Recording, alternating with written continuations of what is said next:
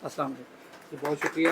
आपने देखा ख्यालात से जो है वो आप जो आशना हुए कि नौजवान नस्ल में कितना जज्बा है और अगर सही सिमत दी जाए तो बहुत आगे बढ़ सकते हैं। असर उसको ज़रा नहीं होता, रंज राहत फ़ज़ा नहीं होता, तुम हमारे किसी तरह ना हुए वरना दुनिया में क्या नहीं होता। ज़िनिया शाह साहिबा से दरख्वास्त करता हूँ अपने ख्यालात का इज़हार करेंगे। आरजे हैं, ब्रॉडकास्टर हैं और बहुत अच्छा प्रोग्राम करती है, हेल्थ के ऊपर बहुत अच्छा काम कर रही है। तो मैं जानना चाहता हूँ कि इनके नज़रियात क्या हैं बूढ़े माँ बाप के ऊपर। तो ज़िनिया शाह साहिबा अपने ख्यालात का इज़हार करेंगे।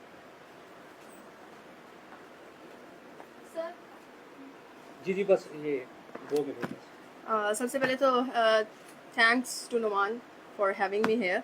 और जैसे ही मैं आई तो मैं बहुत परेशान हो गई। सबको मैंने देखा धीमे धीमे रंग सारे मैच हो रहे थे, मैं मैच नहीं हो रही थी।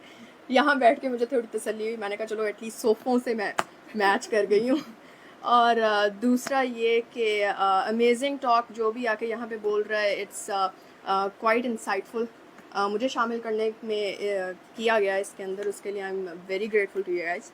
अच्छा जी, बात क्योंकि बूढ़े माँ बाप की हो रही है तो इसको देख के परेशान नहीं होना। इतना कुछ मैं नहीं बोलूँगी, थोड़ा सा बोलूँगी। हर चीज़ को देखने के ना 2 पहलू होते हैं। एक है कि जज्बाती नज़रिया होगा और एक है जिसे कहते हैं रैशनल नज़रिया। मुझे लगता है कि जहाँ पे हम बूढ़े माँ बाप की इम्पोर्टेंस की भी बात कर ली, हमने ये भी देख लिया कि उनकी फजीलत क्या है, हमने ये भी देख लिया कि हमारा बर्ताव उनकी तरफ क्या है, लेकिन उसकी रूट कॉज क्या है।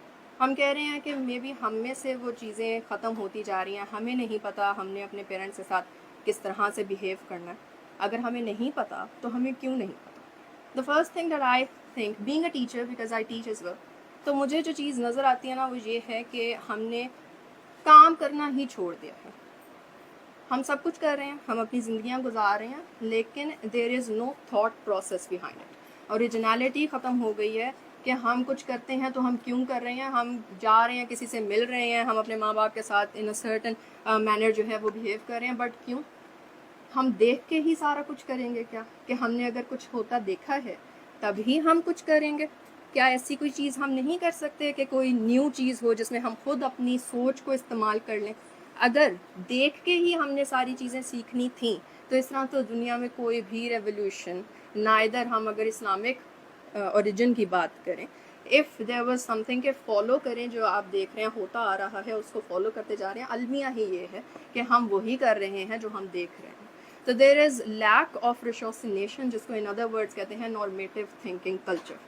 पाकिस्तान में या साउथ एशिया में अदरवाइज नॉर्मेटिव थिंकिंग कल्चर के ऊपर बात ही नहीं की जाती, तो किसी ने काम क्या करना। तो जनाब, इसके अंदर ह्यूमन फिजियोलॉजी को थोड़ा सा मैं ऐड करना चाहूँगी, थोड़ा सा ही वक्त लूँगी, मैं ख़त्म करूँगी। फिजियोलॉजी ये है कि हमारे इंसान के रिस्पॉन्सेज ना 3 तरह के होते हैं। The first kind of response is survival response, जो कि बहुत ही छोटी एज में हम सीख लेते हैं। सेकेंड रिस्पॉन्स होता है इमोशनल रिस्पॉन्स, जो अदरवाइज़ फिर हम टीन एज में, एडोलसेंस में आ जाते हैं और हम उसको सीखते हैं, जिसमें हम बहुत जज्बाती होते हैं, अपने फ्रेंड्स के साथ ज़्यादा रिलेट कर जाते हैं।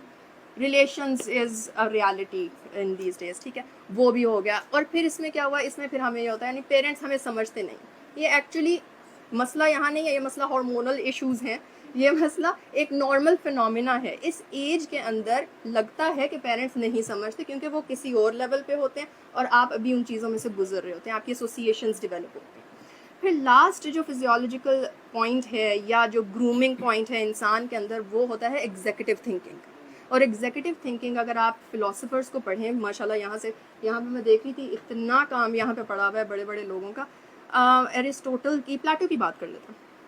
प्लेटो के का कहा था कि जी 50 ईयर्स और 50 से अबव जब इंसान पहुँचता है ना, तब वो फुली ग्रूम होता है मेंटली, उससे पहले वो नहीं हुआ होता।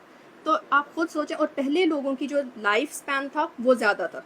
हज़रत नूह अलैहिस्सलाम से एक औरत जो है वो गिला करने आई कि मेरा जो बेटा था वो अभी इतना छोटा था और उसकी मौत हो गई। उनकी एज क्या थी? 145 ईयर्स ओल्ड बेटे की।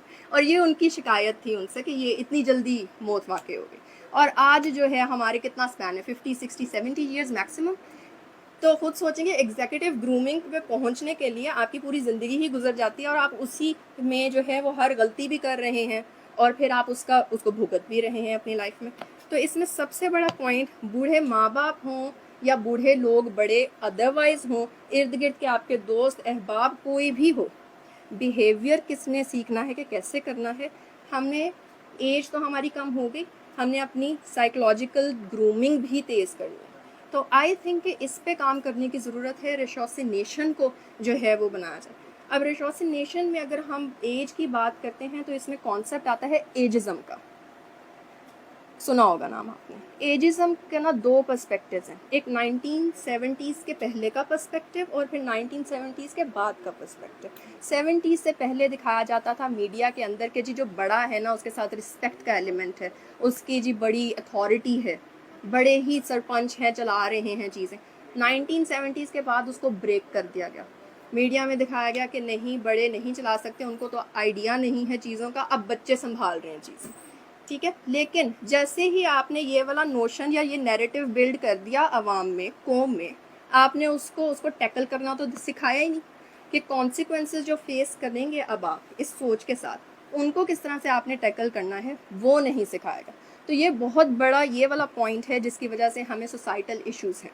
लेकिन अभी भी ये वाला इशू इतना नहीं बढ़ा और इंसान हर जगह जो है वो कुरान या अल्लाह ताला कहते हैं कि जी there are signs for men of understanding. तो अपनी अंडरस्टैंडिंग को बढ़ाएं, अपने रेशोसिनेशन को बढ़ाएं। बच्चा पैदा हुआ है, बच्चा बढ़ रहा है, उसको समझाएं। There was this one quote, मैं भूल गई हूँ कि वो किसने कहा था, लेकिन इट वाज के someone should tell us at the first day of our life that life is ending. अब ये इतना है तो सुनने में कुछ भी नहीं, लेकिन इट्स वेरी डीप कि आप रियलाइज़ ही नहीं करवा रहे ना, बैचलर्स कर लिया, मास्टर्स कर लिया, ज़िंदगी में आगे करना क्या, किसी को कुछ भी नहीं पता। ओ लेवल्स के बच्चे अब आजकल जिनको मैं पढ़ाती हूँ वो तो बिल्कुल ही बर्गर अवाम, उसको पूछें जी क्या करना, हाँ वो अब्बा जी मुझे क्या पता है, अब्बा का बिज़नेस संभालूंगा। क्यों संभाल लोगे तुम अब्बा का बिज़नेस, अपना तुम क्यों नहीं कुछ कर सकते हो, खुद इस तरह से करो।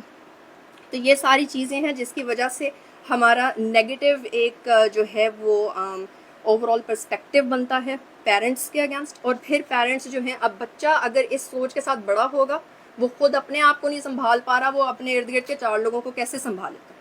इस वजह से जी जनाब क्या होता है, जो मुझे लगता है ये मेरी अपनी सीख है जो मैं शेयर कर रही हूँ, वो ये है कि आप फिर बाकियों को भी बर्डन समझने लगते हैं। आप खुद से तंग हैं तो आप इर्द गिर्द वालों से भी तंग हैं, फिर ज़्यादती जहाँ आप खुद कर रहे हैं तो बाकियों के साथ भी करेंगे। इस चीज़ के ऊपर काम करने की ज़रूरत है। तो आई थिंक कि बाकी बातें तो इस पे हो गई थी, मैंने कहा एक एलिमेंट जो मुझे लग रहा था कि ऐड होना चाहिए वो ये था कि पॉजिटिव एजिज़म की जो है जनाब बात करनी चाहिए। बहुत शुक्रिया जनाब आपसे। जी बहुत शुक्रिया रिदा।